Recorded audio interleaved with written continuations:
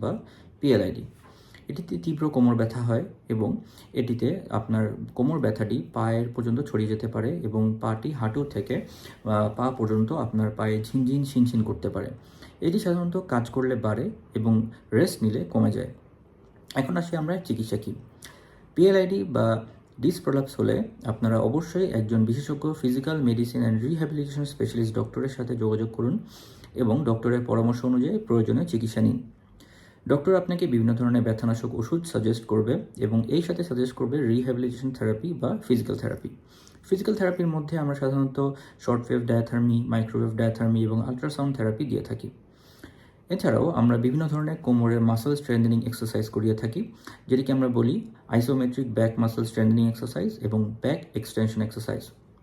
এছাড়াও আপনারা পিএলআইডির যে স্পেসিফিক কজ বা স্পেসিফিক কারণ আপনারা জানার জন্য আপনারা একটি এমআরআই করতে পারেন